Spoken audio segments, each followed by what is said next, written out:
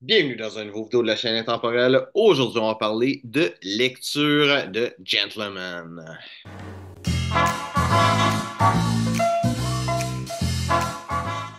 Donc aujourd'hui, quelques petits livres, beaucoup plus de livres que l'autre fois. C'est pas juste 5 livres que j'ai parlé, là, j'en ai deux bonnes piles à côté de moi. Que j'ai parlé une couple de choses qui sont des livres un peu plus d'information, de non-fiction et quelques romans et quelques autres ouvrages aussi. Donc, on va commencer avec c'est pas un livre, j'ai 3 livres. Et c'est pas nécessairement obligé d'être ceux-là, mais c'est tous les livres de John Maxwell, qui est probablement le plus grand auteur sur le leadership.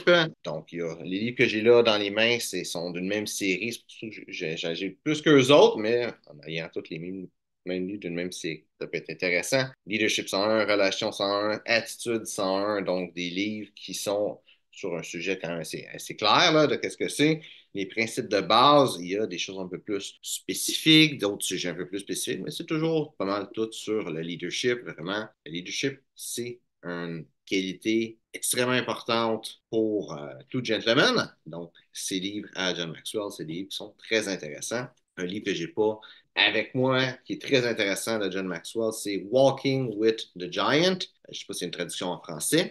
Qu'est-ce qu'il faut comprendre, c'est que John Maxwell, avant d'être un auteur, c'était un pasteur. Et Walking with the Giant, c'est un petit peu, ça se veut être une discussion avec différents personnages de la Bible et les différentes leçons de leadership que ces personnes-là pourraient nous donner aujourd'hui. Autre livre vraiment super important, comment se faire des amis et influencer les autres. Donc, c'est pas un livre sur l'amitié, c'est un livre vraiment sur la communication. C'est un des grands livres de la communication. C'est pas le plus important qui a été écrit, qui est un livre extrêmement important, extrêmement intéressant. Les informations qu'il y a là-dedans, c'est vraiment bon. J'ai fait des formations que j'ai payé plusieurs centaines de dollars que ça rivalisait à peine qu'est-ce qu'il y a comme contenu là-dedans. J'ai aussi le livre audio, super livre, vraiment, ça vaut la peine. Comment se faire des amis et influencer les autres. Donc maintenant, on va rentrer un petit peu plus dans la culture.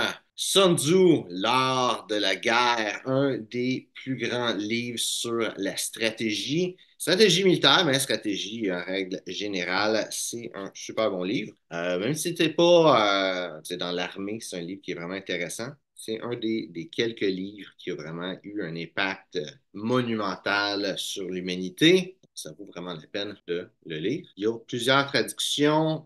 J'ai une traduction qui est très élaborée, des traductions qui sont plus littérales. Trouve qu'est-ce que celle que tu veux, mais c'est un très bon autre livre. Ici, le traité des 5 roues de Musashi Miyamoto, qui est considéré comme le plus grand ouvrage japonais là, en termes de l'écriture. C'est l'histoire de Musashi Miyamoto. C'est son une autobiographie qui raconte sa vie. Tout simplement, Musashi Miyamoto, qui est un des plus grands samouraïs de tous les temps, que je t'invite à le lire. C'est un livre qui est très intéressant.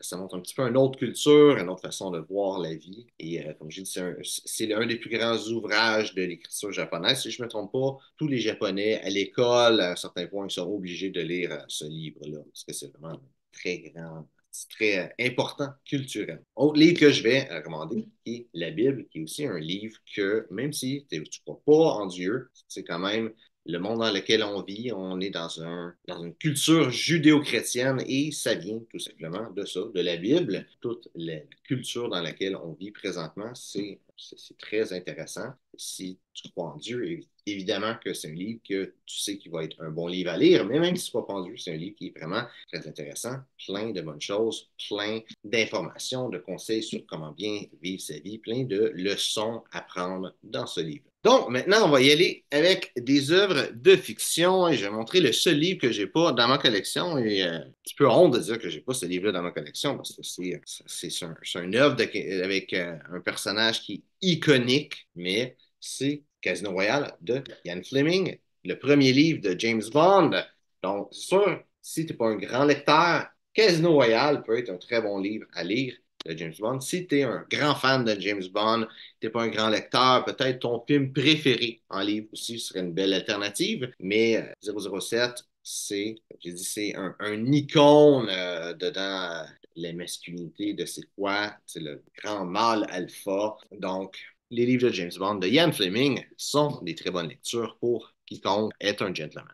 De gentleman, le prochain livre que je vais mettre, c'est Gentleman Cambrioleur, Arsène Lupin, Gentleman Cambrioleur de Maurice Leblanc, qui est un livre tout simplement d'un gentleman cambrioleur, de Arsène Lupin, qui est un cambrioleur. Et c'est une des grandes lectures pour quelqu'un qui aime l'élégance masculine de façon générale. C'est un livre malheureusement que j'ai pas pu que j'ai pas encore lu, mais Arsène Lupin, c'est un personnage qui est quand même très connu aussi, peut-être un petit peu moins que James Bond, mais c'est aussi un grand personnage. Si Arsène Lupin, dans ma liste, c'est pas une liste exhaustive, là. Évidemment, les livres de Sherlock Holmes seraient des bons livres à mettre dans cette liste-là.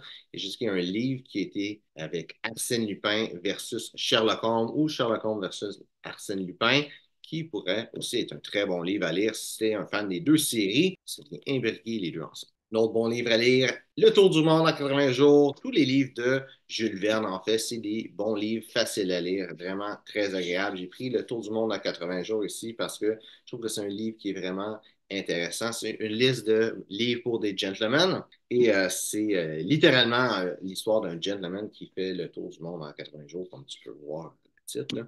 Je te montre rien.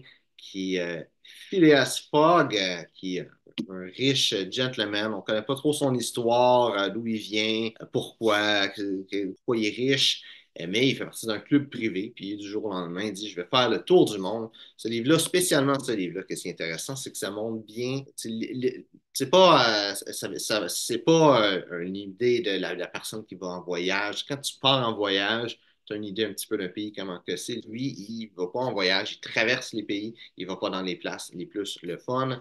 Et ça montre un petit peu la culture d'il y a à peu près 100 ans, même un petit peu plus que 100 ans, comment que c'était dans le monde, mais un petit peu partout dans le monde. Et c'est quelque chose que je trouve très intéressant pour le livre. Il y a aussi, l'histoire est bonne, comme j'ai dit, Jules Verne, il est reconnu pour être facile à lire. Donc, très bonne lecture.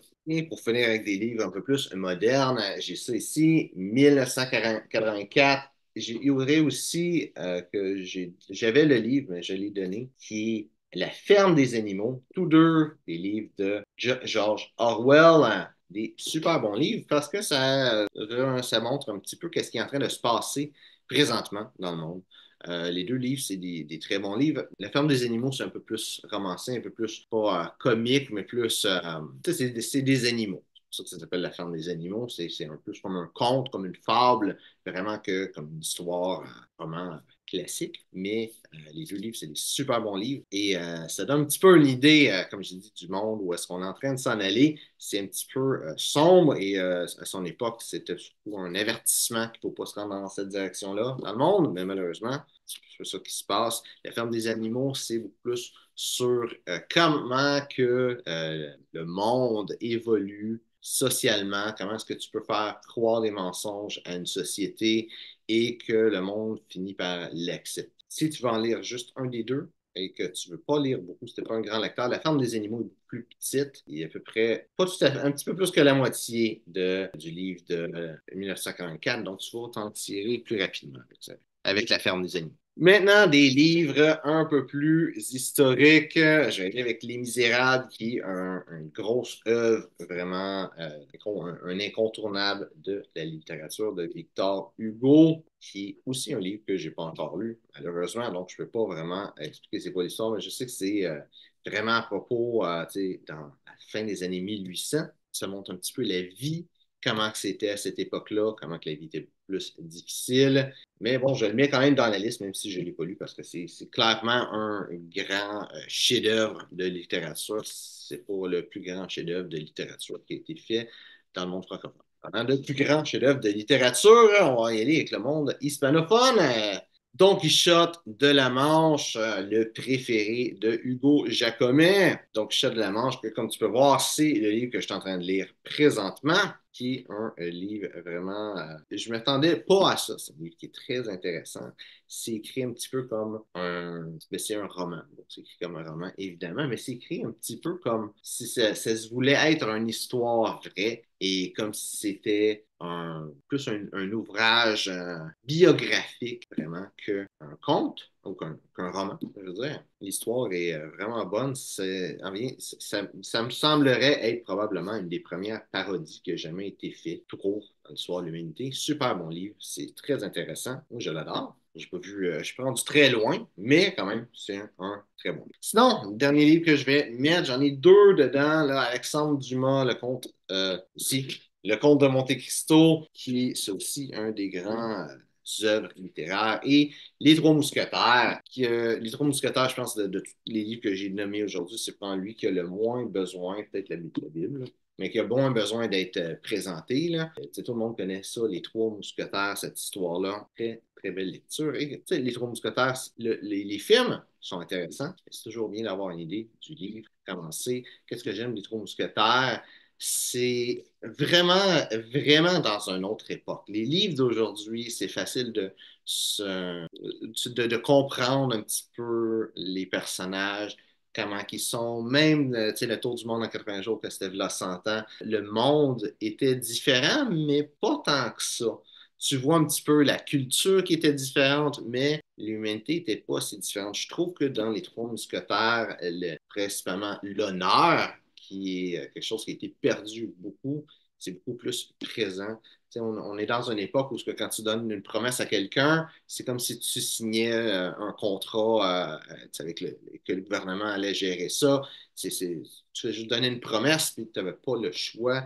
C'est vraiment, il y a un autre, c'est vraiment d'une autre époque complètement, d'autres mœurs. Et ça fait que c'est un livre très, très, très intéressant de voir la façon de penser des gens de cette époque-là. Et l'histoire aussi, c'est une fameuse histoire qui est contée encore et encore. Donc, c'est un livre très, très, très intéressant. Et par Alexandre Dumas, je pense que je mettrais probablement toutes ses œuvres. Je les ai pas lues, mais Alexandre Dumas, il y a beaucoup de livres qu'il a fait. Les Trois Mousquetaires, c'est le premier si je ne me trompe, pas trois livres, ou peut-être plus. Je pense qu'il y a 5 livres qui font partie de cet univers-là en réalité. L'homme au masque de fer, tu n'as pas entendu ce film-là. C'est une histoire qui vient de Alexandre Dumas, qui fait partie, je pense, je ne sais pas si ça fait partie du Trois Mousquetaires ou si ça fait partie d'un même univers, mais il n'y a pas les mêmes personnages. Je ne suis pas sûr. Mais Alexandre Dumas, très bel auteur, très belle lecture de Gentleman. Donc, j'espère que tu as apprécié la vidéo. Si c'est le cas, like, partage. Si tu as des questions sur le style classique masculin, mets ça dans les commentaires. Aussi, si tu as une lecture de Gentleman que tu penses que j'ai pas mis, que j'ai oublié de mettre, qui est une grave erreur, il fallait que ça soit là. Comme j'ai dit, j'ai pas parlé de Sherlock Holmes, mais en effet, ça aurait été un bon choix. Mais peut-être qu'il y a quelqu'un d'autre, un autre auteur, un autre ouvrage que j'ai oublié. Donc, juste mets ça dans les commentaires. Donc, merci d'avoir regardé la vidéo et on se voit une prochaine fois.